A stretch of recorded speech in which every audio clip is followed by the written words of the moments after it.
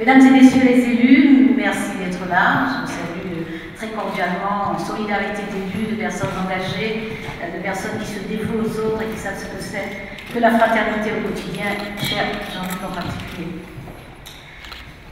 Cher Nicolas Mounier, président du refuge, monsieur le directeur général, Frédéric et surtout toute l'équipe du refuge, madame la directrice générale et toute l'équipe de Randstad, mesdames et messieurs membres du jury, mesdames et messieurs, chacune, chacun d'entre vous qui est là, présent, merci pour l'accueil très chaleureux que vous m'avez réservé. Je suis extrêmement heureuse d'être là, d'abord parce que ça fait du bien, les accueils chaleureux, le sentiment d'amitié, de fraternité, de solidarité, de proximité, ça fait évidemment du bien, notamment lorsqu'on vit au quotidien dans un univers de grande violence. Je suis heureuse d'être là, mais je suis heureuse aussi pour ce que représente cet exercice que nous conduisons ensemble. Madame la directrice de la protection judiciaire de la jeunesse, je vous salue aussi, en particulier pour votre implication, notamment aux côtés, puisque nous travaillons, le ministère de la Justice travaille régulièrement, les juridictions aussi, bien sûr, avec l'association Le Refuge, dont nous apprécions la qualité du travail, de l'accompagnement, de l'accueil qui est réservé, y compris à des jeunes qui sont pris en charge par la justice. Je suis heureuse d'être là parce que cet exercice a un sens extrêmement élevé pour moi. D'abord, je veux saluer les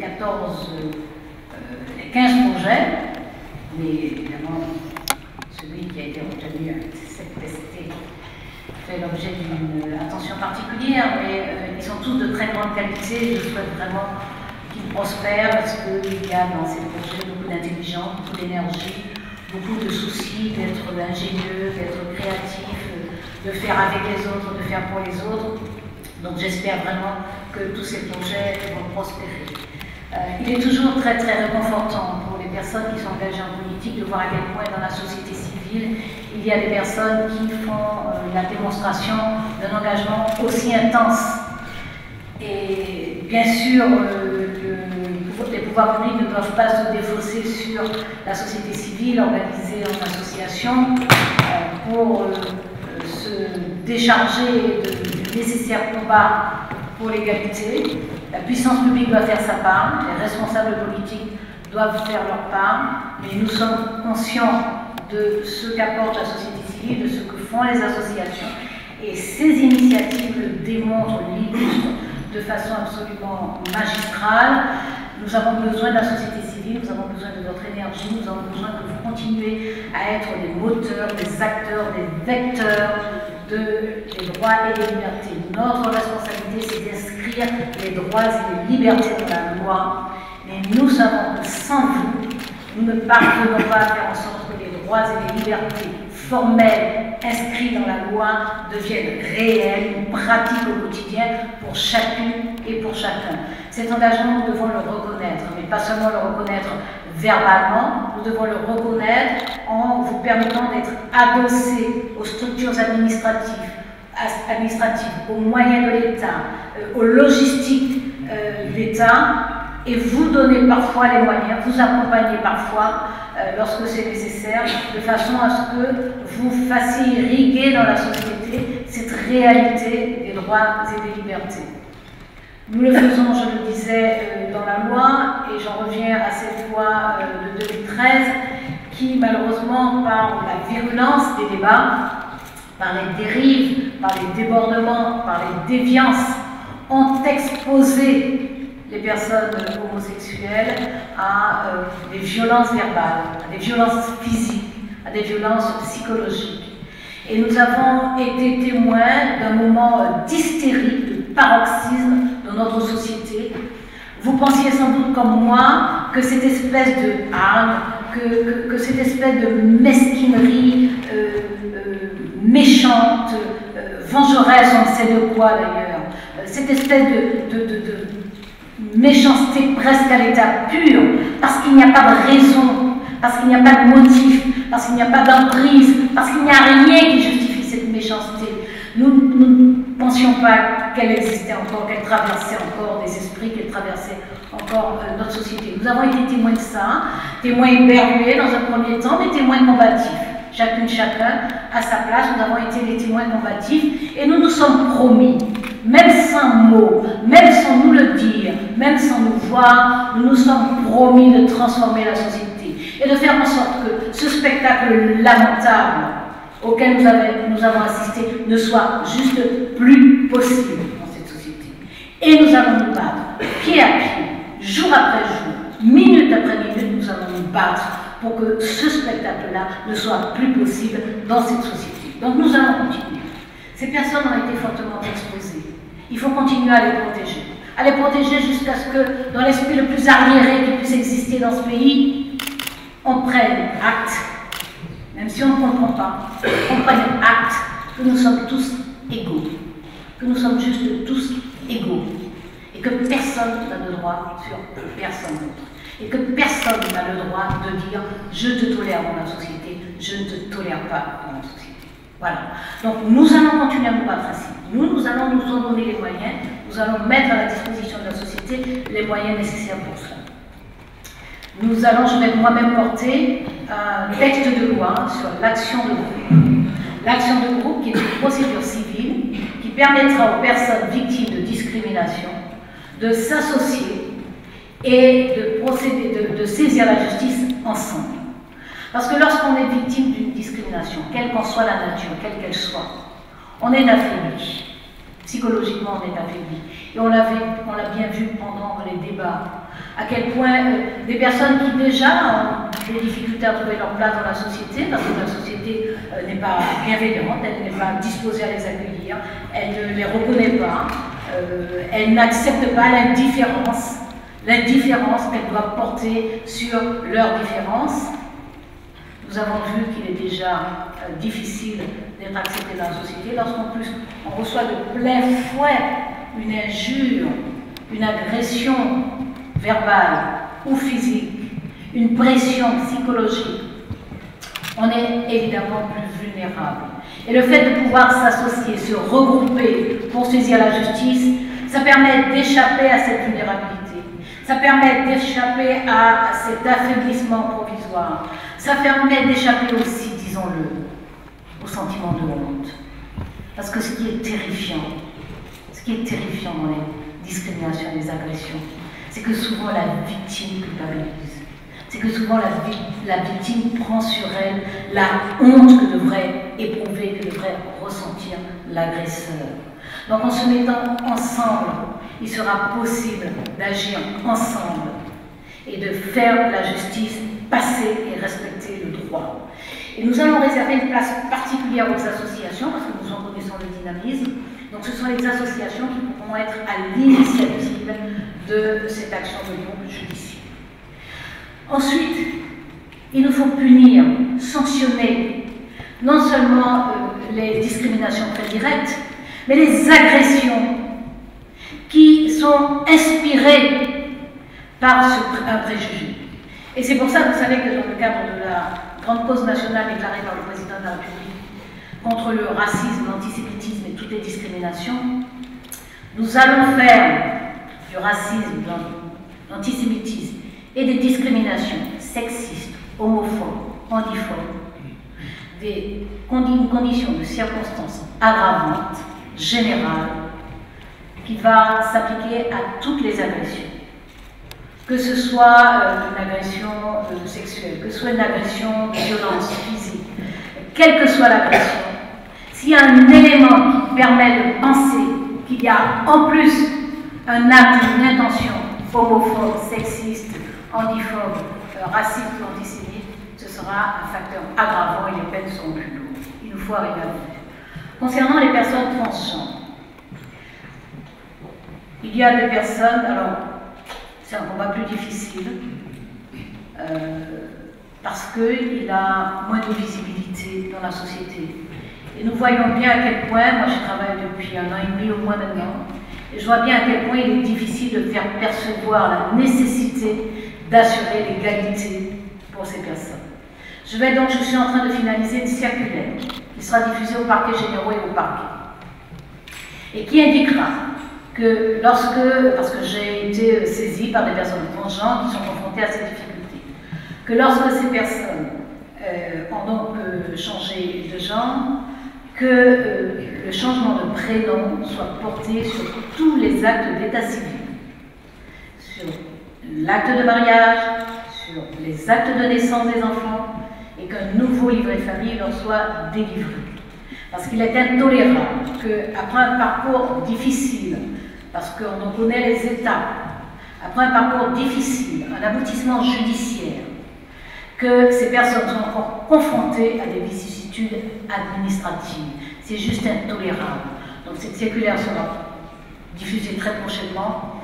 Et comme je fais pour chacune des circulaires, je fais vérifier l'application, c'est-à-dire que je fais après une remontée d'éléments de toutes les juridictions pour m'assurer que les dispositions qui sont contenues dans la circulaire sont appliquées. Voilà, je tenais à vous donner ces éléments d'information. Maintenant, je vais remettre ce prix à Acceptest pour ce très beau projet de sport de France, qui est un très beau projet de solidarité, d'attention, d'empathie avec des personnes qui subissent des discriminations multiples. Et le fait d'avoir pensé au sport comme lieu d'échange, de contact, de partage, est une très très belle idée pour ces personnes qui souvent elles-mêmes sont confrontées à des tas de fragilités civiles, sociales, économiques, sanitaires.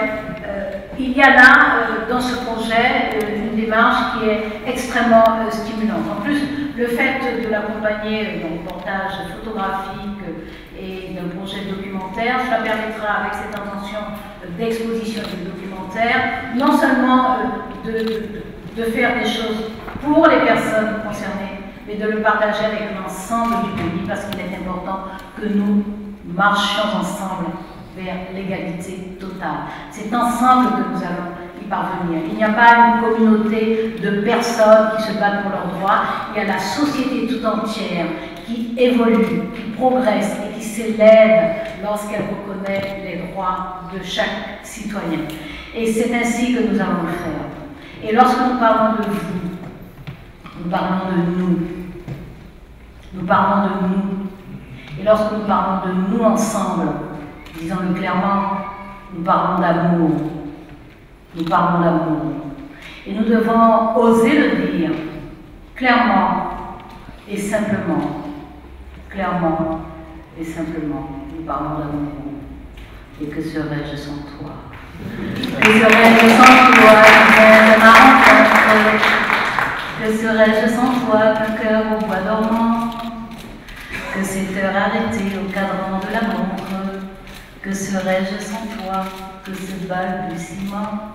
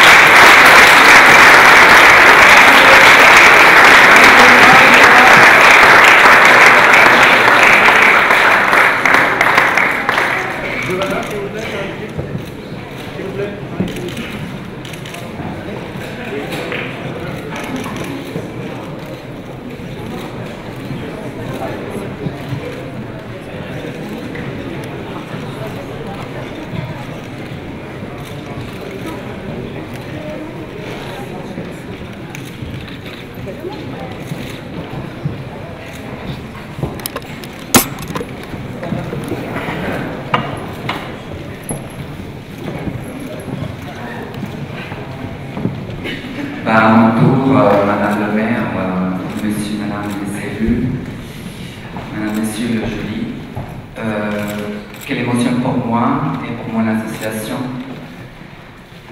celle que je représente, de recevoir ce prix, et ceci par vous, Madame la Ministre. Car lorsqu'on connaît la force de votre engagement, nous savons aujourd'hui que nous ne sommes plus seuls. Depuis la création de notre association en 2010, le sport a été intégré dans nos statuts comme un outil de lutte contre les stéréotypes et les discriminations transphobes et sexistes. Vous pouvez sûrement imaginer qu'il y a trop peu de personnes trans qui débarquent dans un centre sportif public du 18e arrondissement de Paris. Ça se remarque. Eh bien, je vous rassure, c'est bien ça que nous voulons, ne plus être invisible.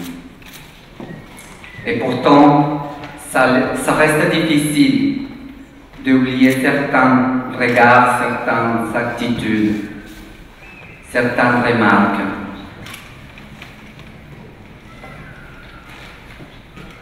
Oh, regardez les travailleurs là-bas. Et vous sortez d'où? Du bois de Boulogne. Et tout ça accompagné des jets de cailloux et d'insultes. Si aujourd'hui, dans ces lieux que nous fréquentons depuis 4 ans, les mauvais regards se sont transformés en bonjour, les plus gros du travail restent à faire. Car la transphobie du quotidien et la transphobie institutionnelle est présente partout. En 2014, nous avons enfin réussi à obtenir un créneau horaire pour la piscine. D'après nos premiers questionnaires d'évaluation, nous avons constaté que certaines personnes trans s'étaient privées d'aller à la piscine pendant plus de 30 ans. Et on s'en doute que pour la plupart des sports, c'est la même problématique. On n'aurait jamais pu concrétiser ce projet Sport Trans Citoyenneté sans la collaboration de ces actions. Car oui, les personnes trans, on est largement touchées par le VIH. Et tout ça aussi à cause de la transphobie.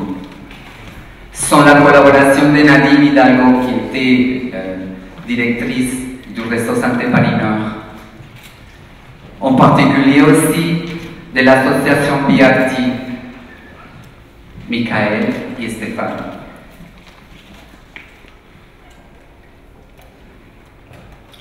À qui je remercie énormément.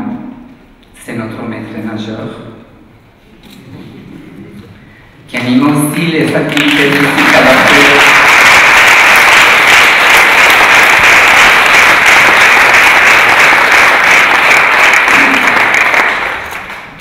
Qui anime aussi les activités physiques adaptées pour les femmes trans qui sont incarcérées en ce moment à Fleury-Mérogis.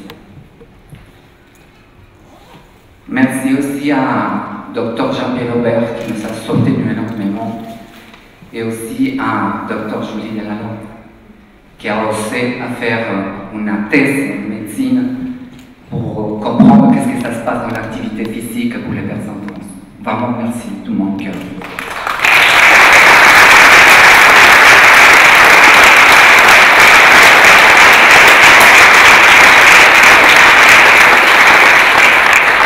Merci à Karine et à Christine qui sont là devant nous. Depuis la création de ce projet, il y a derrière nous tout le temps pour l'enregistrer, pour avoir des traces, pour faire un documentaire, une exposition photo, pour faire de la visibilité à travers le sport. Merci beaucoup.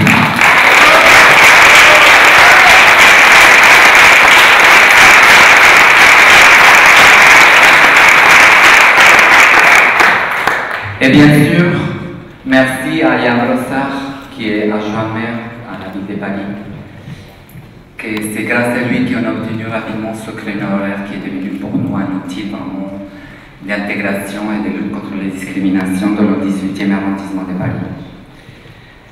Le but de notre association est de défendre les droits humains des personnes trans par des actions concrètes, visibles, permettre un meilleur épanouissement des personnes et rendre légitime la question transidentitaire dans la société. Chez ACEPTST, nous nous battons pour que le droit supérieur de conscience soit reconnu et respecté. Parce que notre identité de genre, c'est notre état supérieur de conscience, et pas le corps de personne.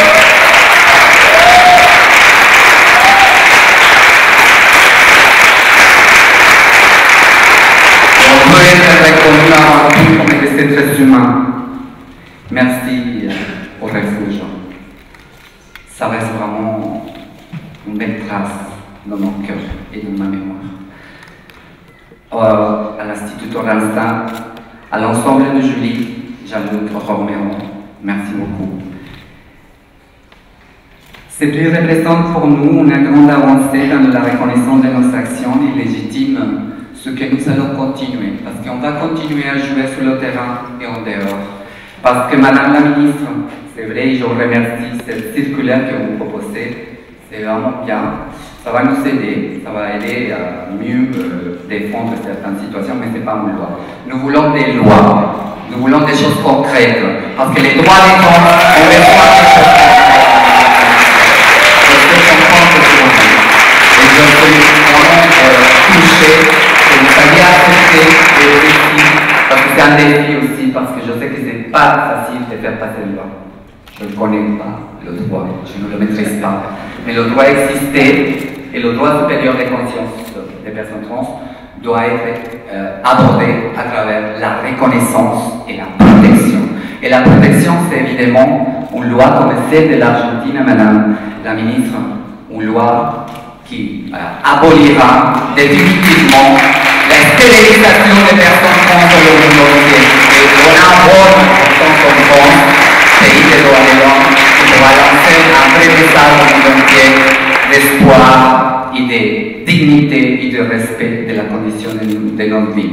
Merci beaucoup à vous tous et je vais dédier ce prix et je veux bien, Madame la Ministre, que vous nous offrissez vraiment un moment important parce que ce prix, c'est pas moi, j'étais seulement le révélateur d'un combat et je vais continuer. Je remercie à tous les membres de mon association ACEPTST qui vont venir ici, venez. Ce prix, ça vous appartient, c'est pas à moi, c'est à mon équipe de volleyball qui a osé, qui a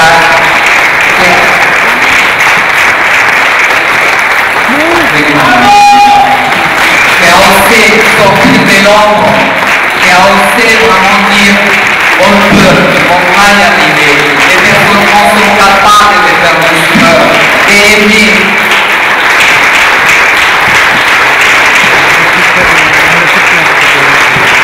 Et être comme vous tous, et un jour, ce sera une présidente trans, une ministre de la justice trans, toute la société sera trans dans le principe de respect des droits fondamentaux. Merci vraiment à tous.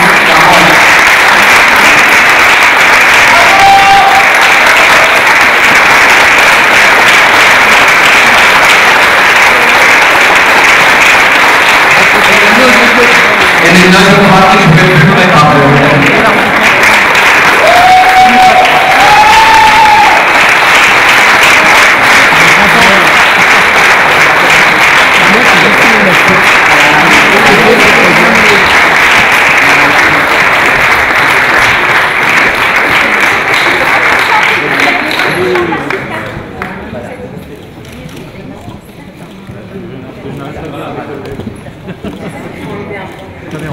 On va faire en fait une photo officielle avec les membres du jury à qui je demande de venir, s'il vous plaît.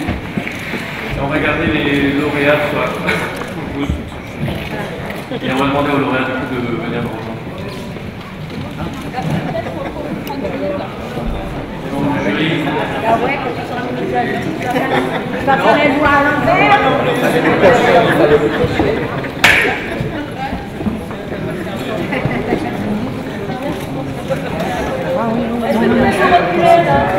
Stéphane.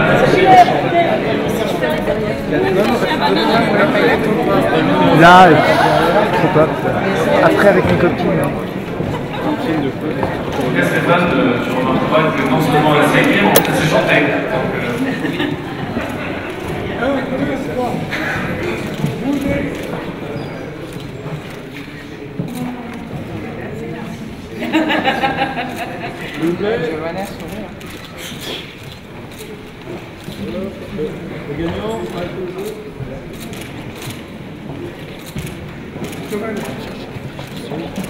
Venez, nos militants, venez, venez.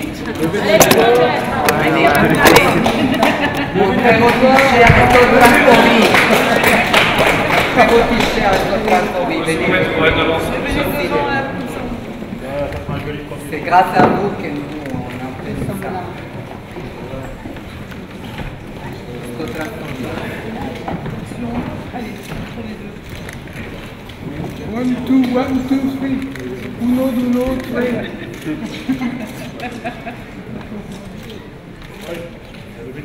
Tout le monde, enthousiaste. Bien, un sourire, Gracias. Gracias, la vida. Gracias. Alors merci à tous et à tous. On vous invite du coup à boire un verre de l'amitié, à échanger, à partager un verre de l'amitié. Et on va diffuser du coup un clip qui s'appelle Grandir en paix. Christian, ça va? Non, vous restez, non, restez là. Le suivi, il est tellement fort. Bah, prenez, allez-y. C'est Jean-Luc, c'est une vraie militante. Ah oui. Faut que tu l'amènes, tu vas marcher dans ton... Madame te dira. Voilà.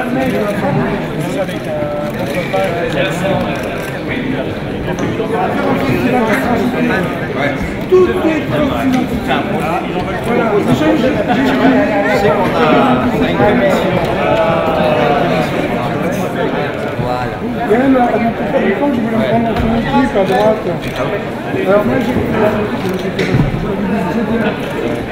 oui, mais alors je me dis non, moi je vais pas me laisser la de toute façon, dans le 17e, on a du mal à célébrer les mariages. oui, mon émission, mais il y a une